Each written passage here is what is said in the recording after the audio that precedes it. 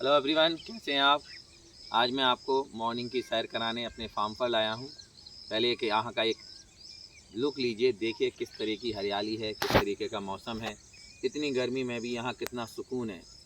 चारों तरफ हरियाली है, चारों तरफ, और इतनी ठंडक है यहाँ पर। यहाँ कोई गर्मी नहीं है। देखिए आप, चिड़ियों की आवाज़ आपको सुनाई दे रही होगी, कोयल की आवाज़ सुनाई दे रही होगी, पत्तों की सरसराहट सुनाई दे रही होगी।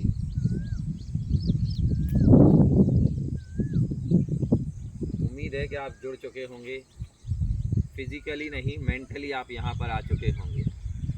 देखिए, नेचर से ना हमें हमेशा कुछ ना कुछ सीखने को मिलता है। प्रकृति से हमेशा कुछ ना कुछ सीखने को मिलता है। इस पेड़ को देखिए, इस पेड़ में देखिए आप, कितनी डालियाँ हैं, इतनी सारी डालियाँ हैं, लेकिन हम इसको क्या बोलते हैं? इसको बोलते हैं हम पेड़। लेकिन सपोज करिए कि इसमें इसमें से कोई भी डाली टूट के नीचे गिर जाए तो उसे सूखते में देर नहीं लगेगी, और लोग उसे फिर पेड़ नहीं, सूखी लकड़ी बोलेंगे, वो जलाने के लिए तैयार हो जाएंगे। इसी प्रकार हमारा जीवन है। जब तक हम अपनों से जुड़े हैं, अपने परिवार से जुड़े हैं, तब तक हम मजबूत हैं। हमें जब हम जड़ों से जुड़े हैं, हमें पोषण मिल रहा है। आपको नहीं पता कि इस पेड़ की कौन जो डाली ऊपर है, शायद उसको ये घमंड हो जाए कि मैं ऊपर हूँ, मैं सबसे ऊपर हूँ, सबसे ज़्यादा ऊंचाई पर हूँ। लेकिन उस घमंड में वो ये भूल जाती है कि उसे पोषण जो है वो नीचे से, जड़ों से ही मिल रहा है, और पता नहीं कौन सी डाली से होकर पोषण उस तक पहुंच रहा है, पानी उस तक पहुंच रहा है। और वो अपने घमंड में ये भूल जाती है, और जब टूट के गिरती है, पेड़ से अलग होती है, तो सूखने में देर नहीं लगती। इसी प्रकार अगर हम टॉप पर हैं, हम ऊपर हैं, हम कमा रहे हैं, हम तरक्की कर रहे हैं, तो हमें ये नहीं भूलना चाहिए कि पता नहीं परिवार के किस सदस्य के भाग्य से हमें ये सब मिल रहा है। कौन हमारी मदद कर रहा है, कौन हमारे लिए दुआ कर रहा है, कौन हमारे लिए प्रार्थना कर रहा है। और इस घमंड में आके जो भी अपने परिवार से अलग होते हैं, उनका हाल भी उस सूखी लकड़ी की तरह ही होता है। इसलिए अपनों से जुड़कर रहिए, छोटे मोटे मनमुटाव को दूर रखिए, छोटे मोटे नफ़ा नुकसान को ध्यान मत दीजिए। अपनों से जुड़कर रहिए, परिवार से जुड़कर रहिए, फिर देखिए कोई आपकी तरफ बुरी नज़र उठाने की कोशिश भी नहीं करेगा। लेकिन अगर आप अलग हो गए तो आपको सूखते हुए देर नहीं लगेगी। इसीलिए जब भी मैं नेचर के करीब आता हूँ, फॉर्म पर आता हूँ, तो मुझे कुछ ना कुछ सीखने को ज़रूर मिलता है। आज मैं ऐसे ही बैठा था, तो ये जब मैं ऊपर वाली डाली को देख रहा था, तो मैंने सोचा कि यार ये डाली तो ऊपर है ना, ये तो ऊपर है, ये तो सबसे ऊंची है।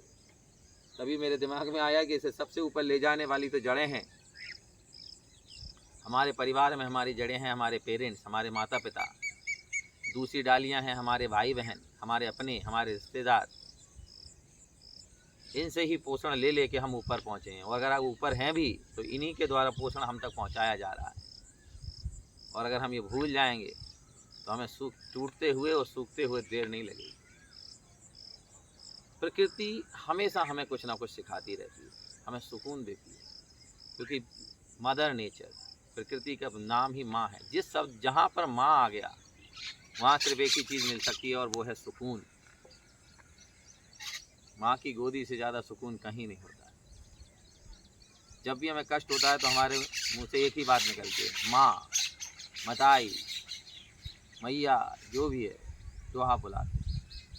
तो उम्मीद है कि आपको मेरी बात समझ आई होगी, और आप अपनों से मिलकर रहेंगे, नेचर के करीब रहेंगे, सीखते रहेंगे। चलिए, तो कमेंट करके बताइए आपको कैसा लगा। एक बार और देखिए चारों तरफ किस तरीके की हरियाली है, कैसा लग रहा है आपको।